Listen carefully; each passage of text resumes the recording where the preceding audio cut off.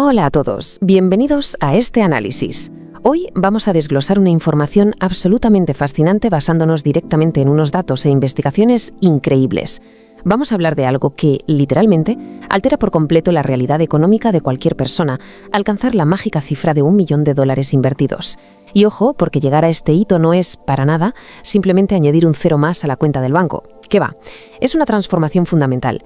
Es un cambio de paradigma total en la forma en que el dinero funciona, crece y en última instancia protege a su propietario. Y aquí surge un mito muy común cuando hablamos de finanzas personales. De hecho, es la pregunta que tenemos planteada. Es súper fácil suponer que tener $1 millón es, por pura lógica matemática, solo 10 veces mejor que tener $100.000, ¿verdad? Tiene sentido. Sin embargo, tenemos que desmentir esa idea desde ya. La investigación nos demuestra que el dinero, al alcanzar cierta escala, se comporta de una manera completamente diferente. Básicamente deja de ser una simple herramienta de intercambio y se convierte en una especie de entidad autónoma.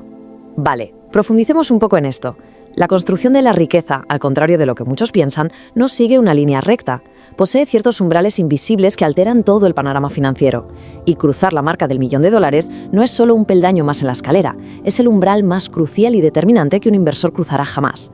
A partir de este momento preciso, las reglas tradicionales del juego económico, esas que aprendemos desde pequeños, sencillamente dejan de aplicarse. La matemática detrás de todo esto habla por sí sola. Vamos a comparar 3 escenarios con una misma rentabilidad anual del 7%.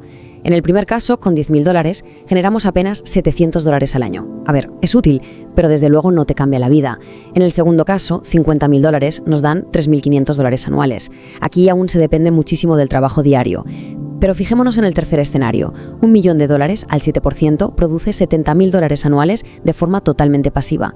Ese retorno actúa esencialmente como un empleado incansable que trabaja 24 horas al día, los 7 días de la semana, sin pedir vacaciones. Y esto ilustra de manera brillante la magnitud de la situación. Para poner en contexto el impacto de esos $70.000 que acabamos de ver, echemos un vistazo a esta cifra. Según los datos analizados, un hogar estadounidense promedio gasta alrededor de $67.000 al año en su coste de vida. ¿Qué significa esto? Pues que al cruzar el umbral del millón, la cartera de inversiones ya no es solo una simple cuenta de ahorros, sino que tiene el potencial real de financiar y sostener un estilo de vida entero por sí sola. Es una locura. Claro, este cambio numérico trae consigo una división estratégica y psicológica brutal. Pasamos directamente de la mentalidad del ahorrador a la del propietario de capital. El ahorrador siempre juega a la ofensiva, ¿no? Cada decisión busca la acumulación agresiva para llegar a la meta. Sin embargo, para un propietario de capital recién estrenado, el objetivo da un giro de 180 grados hacia la defensa. La prioridad cambia por completo hacia la preservación de esa riqueza y optimizar los activos para, mantenerse en esa posición privilegiada. Pero, por supuesto, alcanzar este nivel también trae consigo desafíos psicológicos totalmente nuevos y a veces bastante abrumadores. ¿Qué ocurre exactamente cuando el mercado sufre una corrección, digamos, de un 10%? Pues que cuando el capital alcanza estas proporciones tan masivas, la volatilidad deja de ser ese concepto teórico aburrido que leemos en las noticias financieras. Se convierte en un verdadero choque emocional. Y el porqué de este choque es puramente matemático.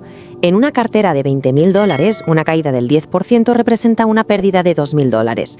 Duele, por supuesto, pero es algo recuperable con unos pocos meses de disciplina. Sin embargo, en una cartera de $1 millón, ese mismo porcentaje se traduce en una pérdida de $100.000. Repentinamente, esa volatilidad abstracta se convierte en la aterradora realidad de ver desaparecer en cuestión de días el equivalente a múltiples años de gastos de manutención.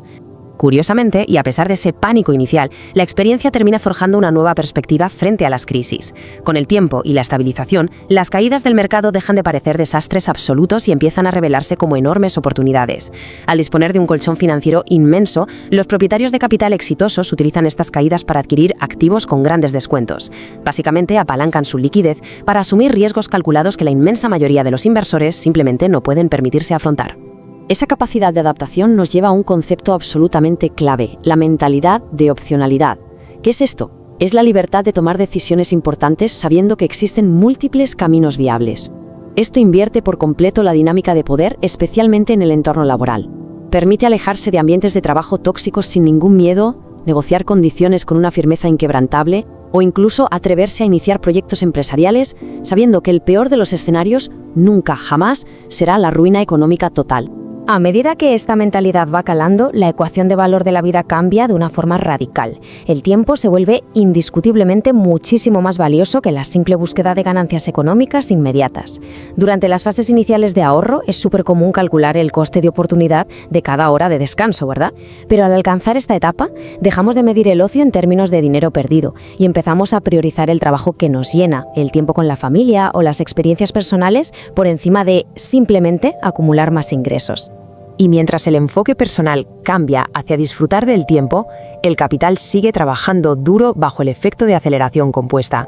Esta es la ventaja matemática definitiva. Conseguir el primer millón puede requerir fácilmente de 15 a 20 años de disciplina férrea y constante, pero una vez que se logra esa base masiva, el crecimiento compuesto empieza a acelerar las cosas de una manera exponencial, reduciendo drásticamente los plazos para alcanzar los siguientes hitos millonarios.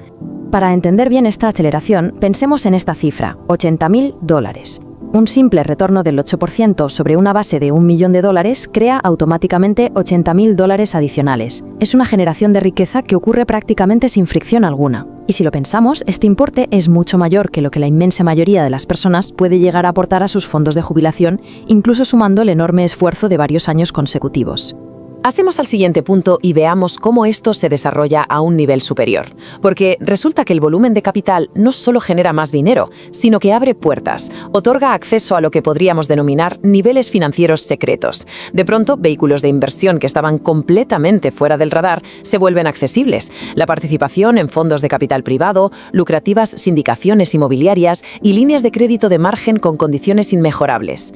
Las instituciones financieras cambian radicalmente su trato y empiezan a ofrecer un poder de apalancamiento que está reservado única y exclusivamente para este umbral de riqueza. Claro, con el acceso a esos nuevos niveles se hace imprescindible contar con una infraestructura financiera mucho más sofisticada. Los servicios de banca privada, los asesores dedicados y la optimización fiscal compleja no solo se vuelven atractivos, sino estrictamente necesarios y, sobre todo, económicamente viables. La matemática detrás de esto es súper contundente. Implementar estrategias para compensar pérdidas que logren reducir una carga impositiva del 25 al 15% supone un ahorro de auténticas fortunas a esta escala. Toda esta sofisticación y crecimiento sostenido culmina en la creación de lo que llamamos un espacio de respiro financiero. Es un estado de tranquilidad profunda, donde un revés a corto plazo deja de ser esa emergencia que nos quita el sueño. Si surge, por ejemplo, un gasto imprevisto de $10.000, el estrés es prácticamente nulo. La razón es muy simple. Se tiene la certeza matemática de que la cartera de inversiones regenerará esa cantidad exacta en menos de 2 meses, y todo esto sin requerir absolutamente ningún esfuerzo laboral adicional. Llegados a este punto, la visión de futuro sufre una transformación monumental. Al construir los primeros $100.000, el enfoque absoluto está puesto en la supervivencia, en garantizar una seguridad financiera estrictamente personal. Sin embargo, al superar el primer millón, la perspectiva se expande muchísimo hacia la creación de un legado. El objetivo evoluciona. Pasamos de protegernos a nosotros mismos a administrar de forma responsable un capital que está diseñado para perdurar en el tiempo y respaldar a las futuras generaciones. Ahora bien, para ser completamente rigurosos con este análisis, tenemos que abordar la otra cara de la moneda. Hay costes ocultos asociados a este nivel patrimonial. A menudo se desarrolla una necesidad casi compulsiva de revisar constantemente las cuentas, sobre todo ante fluctuaciones diarias que superan los salarios mensuales completos de muchísimas personas. Además, surge un aislamiento social bastante notable. Resulta casi imposible o de mal gusto compartir la ansiedad generada por estas inmensas cifras con círculos cercanos que tal vez aún luchan por construir sus propios ahorros, creando una barrera silenciosa pero muy real. Entonces, el punto crucial con el que nos tenemos que quedar es esta profunda transformación que se consolida de forma irreversible. Se pasa de ser alguien que depende de intercambiar su tiempo físico por un salario a convertirse en una entidad económica cuyo dinero trabaja, literalmente, infinitamente más duro de lo que cualquier persona podría lograr mediante su esfuerzo laboral. Es la transición definitiva para convertirse en un verdadero administrador y propietario de capital. Y todo este fascinante análisis nos conduce a una pregunta final, tal vez la más profunda de todas. Una vez superado el umbral, cuando el capital reemplaza definitivamente la necesidad del trabajo manual y las preocupaciones básicas desaparecen, ¿qué decide hacer alguien con su recurso más preciado y verdaderamente no renovable, que es el tiempo? Esta es la verdadera esencia de este umbral. Si el dinero ya no es el límite ni la meta principal, ¿cuál será el próximo gran objetivo vital? Os dejo con esa reflexión. Gracias por acompañarnos en este análisis y nos vemos en la próxima.